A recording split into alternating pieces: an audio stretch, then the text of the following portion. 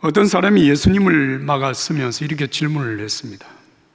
선생님, 내가 무슨 선한 일을 행해야 영생을 얻겠습니까?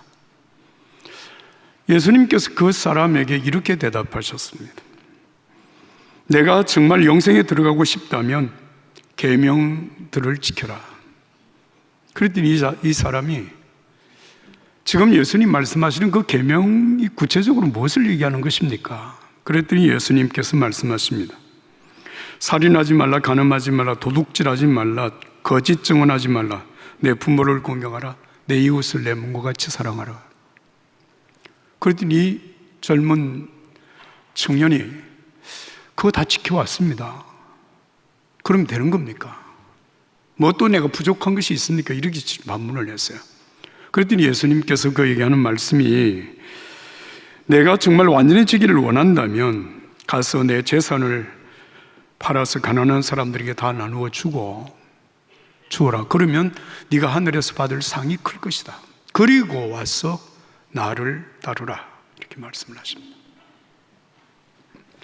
이 청년은 뜻밖의 예수님의 말씀을 듣고 몹시 근심하며 돌아갔다 이렇게 되었습니다. 왜냐하면 자기는 너무 재산이 많았기 때문이다.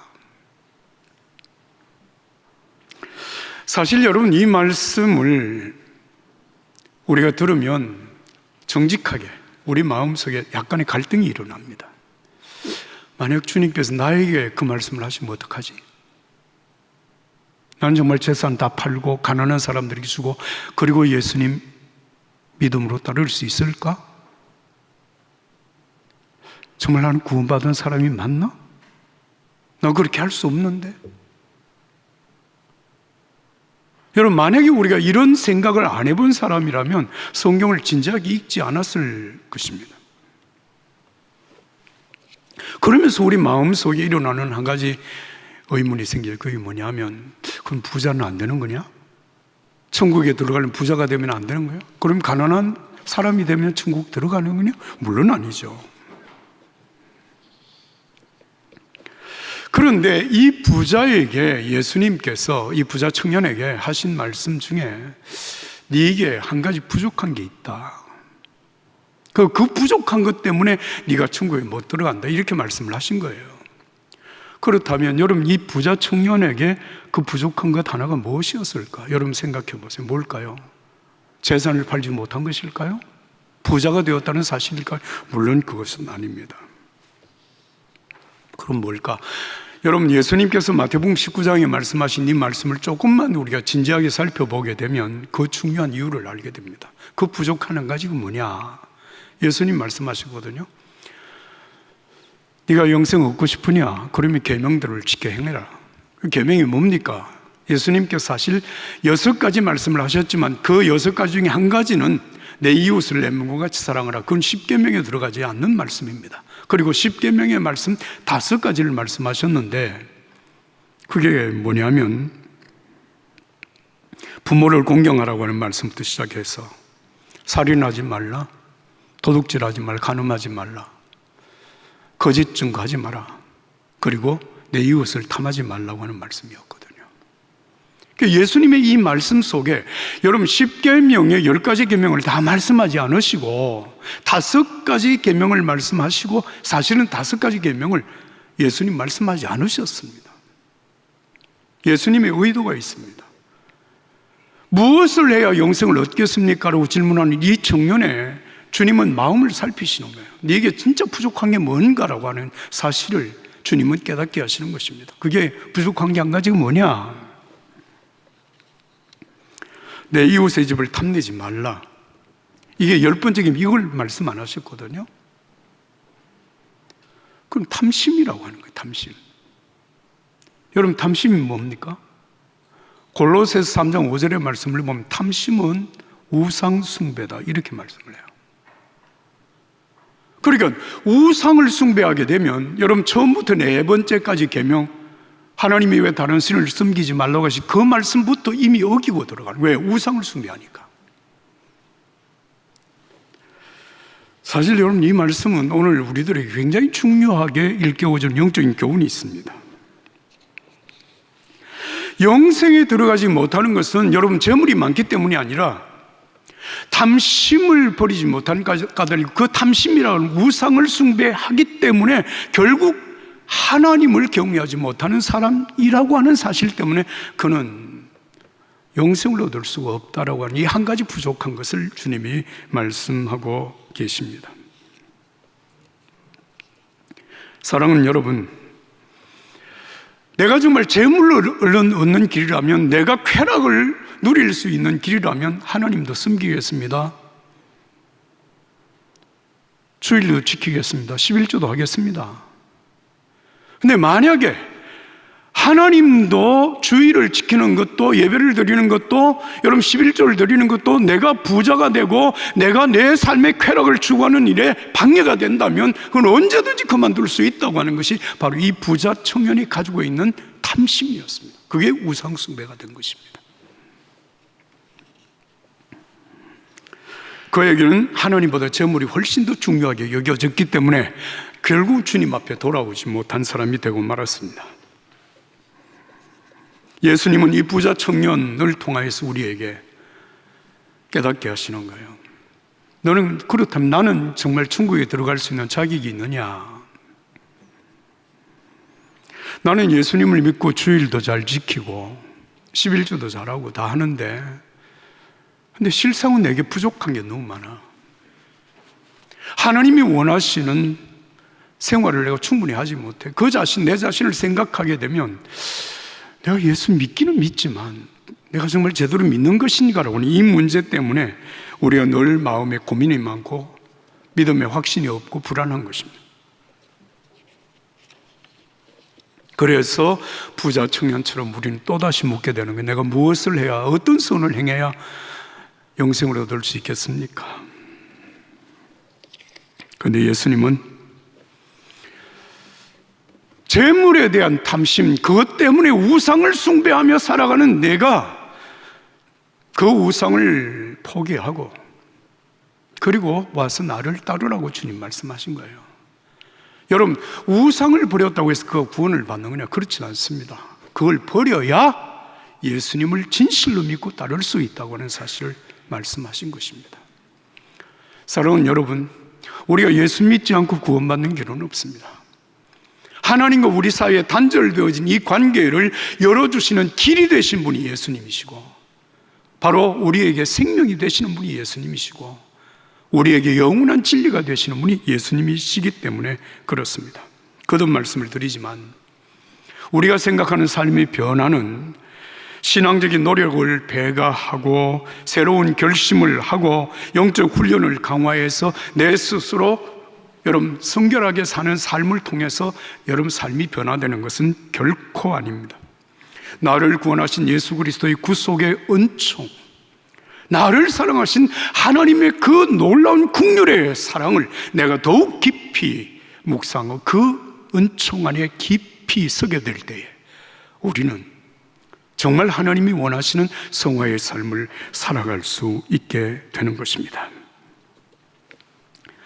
여러분, 예수 그리스도를 믿으면 우리가 하나님의 자녀가 되고 하나님의 자녀가 된 우리들, 예수님의 십자가의 보혈로 우리의 죄를 대속하여 주시고 우리에게 성령을 보내셔서 성령님과 함께 살아가는 하나님의 자녀가 되게 하시는 것입니다. 그 성령님은 우리에게 무엇을 하시는가 하면 여러분, 우리로 하여금 끊임없이 격려를 해주시고 우리에게 격려하시고 그리고 우리의 죄를 깨닫게 하시고 책망하시는 일을 하시면서 하나님의 자녀로 살게 하십니다.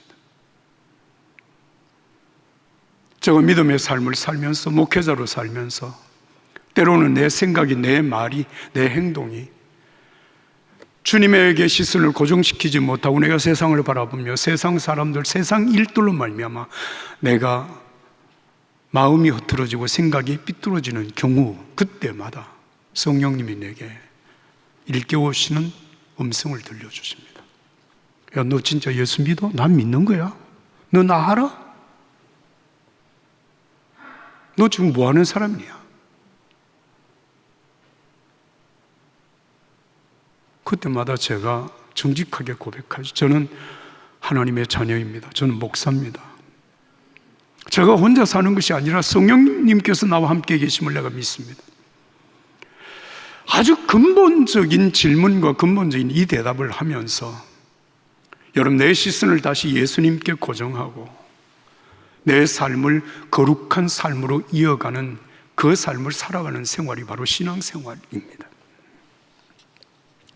로마 4장 3절 4절 5절의 말씀입니다. 성경이 무엇이라고 말합니까? 아브라함이 하나님을 믿으니 이것이 그에게 의로 여겨졌다라고 합니다. 일하는 자에게는 품삯이 은혜로 여겨지지 않고 정당한 대가로 여겨지나 일하지 않고도 경건치 않은 사람을 의롭다고 인정하시는 분을 믿는 사람에게는 그 믿음이 의로 여겨집니다. 그렇습니다. 여러분, 구원은 우리의 노력의 대가로 주어지는 것이 아닙니다. 하나님의 은혜입니다. 만약에 내가 착하게 살아서 의롭게 살아서 성결한 삶의 노력을 통해서 내가 구원을 받는 것이라면 여러분, 그 구원은 은혜가 아닙니다. 대가죠. 그러나 여러분, 구원은 대가로 받는 것이 아닙니다. 오늘 저와 여러분들의 신앙생활 속에 거저 주시는 하나님의 은혜 속에서 정말 예수 그리스도를 믿음으로 따르는 예수님의 사랑, 그 아름다운 구원의 삶이 여러분들에게 계속 이어질 수 있기를 예수님 이름으로 축복합니다. 축복합니다. 자, 여러분, 오늘 우리가 읽은 고린도전서 8장 말씀, 이 말씀은 우상에 관한, 지금 우상 숭배에 관한 말씀으로 이어지고 있는데요, 고린도 교회가 우상 숭배를 하느냐 하지 않느냐, 이 문제 때문에 지금 교회 안에서 갈등하고 싸우는 것이 아니라 교회 안에서 두 그룹이 나누어져 있는데요, 하나는 우상 숭배를 할 때 드려지는 제물, 그 드려진 제물을 먹어도 된다고 생각하는 사람이 있고, 한쪽의 사람들은 그 우상 숭배 때 드려진 제물을 먹는 것은 안 된다, 그것을 먹는 것은 우상 숭배를 하는 것과 같다라고 생각하는 이 두 부류의 사람들이 고린도 교회 안에서 서로 갈등을 만들고 있었습니다. 자, 여러분, 이 믿음이 강한 사람들, 다시 말하면 우상 아무것도 아니고 우상 숭배할 때 드려진 제물 먹는 거 아무런 문제 없다라고 생각하는 사람들이 하는 얘기, 고린도전서 8장 4절 5절 6절인데 여러분 한번 같이 읽어보겠습니다. 4절 5절 6절입니다. 그러므로 우상의 제물을 먹는 일에 대하여는 우리가 우상은 세상에 아무것도 아니며 또한 하나님은 한 분밖에 없는 줄을 아노라. 비록 하늘에나 땅에나 신이라 불리는 자가 있어 많은 신과 많은 주가 있으나 그러나 우리에게는 한 하나님 곧 아버지가 계시니 만물이 그에게서 났고 우리도 그를 위하여 있고 또한 주 그리스도께서 계시니 만물이 그로 말미암고 우리도 그로 말미암아 있느니라. 할렐루야. 여러분, 이 믿음이 강한 자들은 무슨 생각을 하는가 하면 하나님 이외에 우상은 결코 하나님이 될 수 없다. 그러니까 우상은 아무것도 아니다. 그러니 그 우상을 하나님이라고 생각하고 그 우상을 숭배할 때 드렸던 제물을 먹는 그 아무것도 아니야. 그 문제될 것도 없어. 그러면서 이 믿음이 강하다고 생각하는 사람들은 무엇을 생각하는가 하면 우상에게 바친 제물을 먹는 것은 죄가 되고 그것은 바로 우상 숭배에 아주 중요한 문제가 되는 것이라고 생각하는 사람들은 믿음의 지식이 부족해서 그런 것이고 믿음이 약해서 그런 것이다. 그래서 오히려 믿음이 약한 자들을 비아냥거리는 결과를 만들어낸 것입니다. 자, 그런데 여러분, 믿음이 부족하다고 생각하는, 소위 말하는 믿음이 강한 자들이 그렇게 생각하는 사람들, 우상에게 바쳐진 제물을 먹으면 안 된다고 생각하는 이 사람들의 생각은 전혀 달랐습니다. 무슨 얘기인가 하면, 여러분, 이들은 그동안 우상을 숭배하다가 예수 믿고 구원받은 자들이거나 지금도 그들 주변에 우상 숭배자들이 많이 있는 속에 살아가는 사람들입니다. 이들은 우상 숭배를 설령 하지 않는다고 할지라도 우상 숭배할 때 드려진 제물을 먹는 것은 결국 우상 숭배하는 것과 마찬가지입니다. 이렇게 그들은 믿고 있었어요. 왜냐? 이유가 있습니다. 여러분, 우상을 숭배했던 자들은 적어도 예수님을 믿기 전까지는 자기들이 숭배하는 우상이 최고의 신이라고 생각했던 사람들입니다. 뿐만 아니라 여러분, 우상은 그냥 만들어진 어떤 흙이나 돌이나 무슨 금붙이나 무슨 나무나 그런 형상으로만 존재하지 아니하고 그 형상 배후에 역사하는 악한 영들의 역사가 있다고 하는 사실을 그들은 경험했고 그들이 믿고 살아왔던 사람들이었거든요. 근데 여러분, 최근에 우리가 새벽기도 때 다니엘서를 읽었는데요, 다니엘서 10장 13절에는 참 여러분, 우리가 생각해야 될 중요한 말씀을 기록하고 있습니다. 다니엘이 하나님 앞에 기도를 드리는데 하나님께서 다니엘의 기도가 시작되는 그 순간에 이미 다니엘의 기도를 다 들으시고 다니엘의 기도에 응답하신다라고 하는 사실을 말씀하십니다. 그러면서 가브리엘이라고 하는 천사를 시켜서 다니엘에게 가서 이 기도가 응답이 되었다고 하는 사실을 전하라고 말을 합니다. 그런데 가브리엘이 다니엘이 기도를 시작하는 그날 그 메시지를 받아서 다니엘이 가는 도중에 문제가 생겨요. 그 문제가 뭔가 하면 페르시아의 왕국을 지배하는 천사장, 왕국을 지배하는 신이, 영의 역사입니다. 이 영이 가브리엘을 막아서 못 가게 하는 겁니다. 그리고 그 기간이 21일이 걸렸어요. 그걸 바로 세일이라고 하는 얘기입니다. 그래서 그게 방해를 받다가 천사장 미가엘의 도움을 받아서 가브리엘이 다니엘에게 와서 너 기도가 하나님께 응답이 되었다라고 하는 이 말씀을 전하는 것이 21일이 걸렸다. 이게 다니엘의 새 기도라고 하는 의미가 여기에 있습니다. 사랑하는 여러분, 우리가 믿고 우리를 인도하시는 성령님만 계시는 것이 아니고요, 사람들을 죄악으로 이끌어가는 악한 영도 있다는 것을 성경은 분명하게 말하고 있습니다. 그래서 신앙생활이라고 하는 것은 여러분, 악한 영들과 싸우는 영적인 전쟁이라고 에베소서 6장 12절 말씀하십니다. 마귀와 그 수하들을 상대로 끝까지 싸우는 사느냐 죽느냐의 문제가, 이게 바로 신앙생활 영적 싸움입니다. 여러분, 신앙적인 영적 싸움에서 이기는 자들은 믿음의 삶을 이어갑니다. 그러나 이 영적인 싸움에서 패배하면 결국 신앙에서 떨어지게 되는 거예요. 자, 이 사실을 오늘 믿음이 좋은 사람들, 우상 아무것도 아니라고 생각하는 사람들이 망각하고 있는 요인입니다. 그래서 고린도전서 8장 6절과 7절 말씀 다시 제가 읽습니다. 그러나 우리에게는 한 하나님 곧 아버지가 계시니 만물이 그에게서 났고 우리도 그를 위하여 있고 또한 한 주 예수 그리스도께서 계시니 만물이 그로 말미암고 우리도 그로 말미암아 있느니라. 그러나, 여러분, 이 말씀입니다. 그러나 8장 7절의 말씀입니다.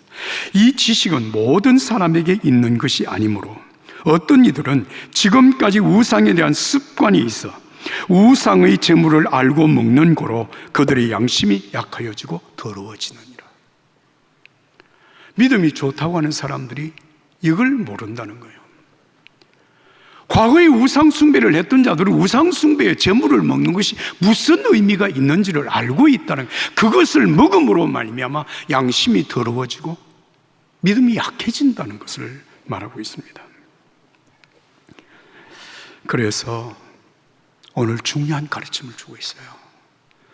여러분, 신앙적인 지식이 참 훌륭하기는 하지만 그 신앙적인 지식이 자칫 교만이 되어지면 나에게는 아무 문제가 없는 것 같은 바로 그 일이 믿음이 약한 자를 넘어뜨리게 하고 시험 들게 하고 여러분, 문제가 복잡하게 만드는 결과를 만들어낸다는 것입니다. 이게 영적인 교만입니다. 그래서 지식보다 더 중요한 것은 약한 자들을 배려하는 사랑이라고 말씀하시는 것입니다. 그러면서 사도 바울은 8장 13절에 아주 중요한 말씀을 하십니다. 여러분 8장 13절 말씀 다 같이 읽겠습니다. 13절입니다. 그러므로 만일 음식이 내 형제를 실족하게 한다면 나는 영원히 고기를 먹지 아니하여 내 형제를 실족하게 하지 않게 하리라. 할렐루야. 내가 우상에게 바친 제물을 먹어서 내게는 아무 해로움이 되지 않지만, 그러나 내가 그걸 먹는 것 때문에 그걸 보고 따라서 먹는 믿음이 약한 사람들을 실족하게 한다면 나는 영원히 고기 먹지 않겠다. 이게 사도 바울의 여러분 사랑의 배려입니다. 내게 문제가 되어서가 아니라 다른 사람에게 문제가, 다른 사람을 실족하게 하는 결과를 만들어낸다면 내 신앙의 지식을 내려놓겠다는 얘기입니다. 여러분이 아시는 대로 저는 고등학교 1학년 때까지 제사를 지냈던 사람입니다. 제사를 지낼 때 지방을 제가 썼습니다. 제사는 제게 아주 익숙해진 습관이었습니다. 그런데 예수님을, 고등학교 1학년 때 예수님을 영접하고 제 신앙생활의 첫 번째 한 번 큰 트러블이 생겼습니다. 그 트러블이 뭔가 하면 저희 아버지 제삿날이었습니다.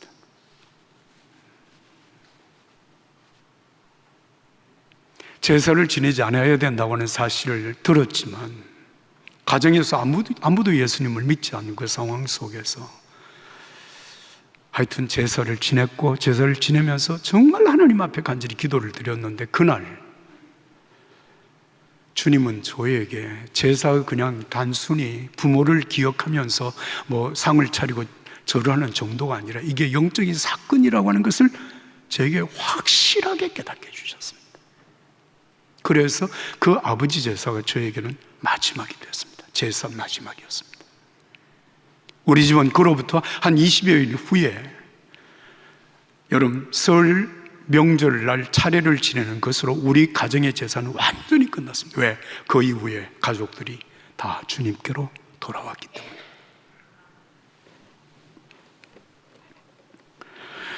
저는 예수님을 영접한 이후에 제사를 지낸 적도 물론 없었고 제사의 음식을 먹어본 적도 없습니다.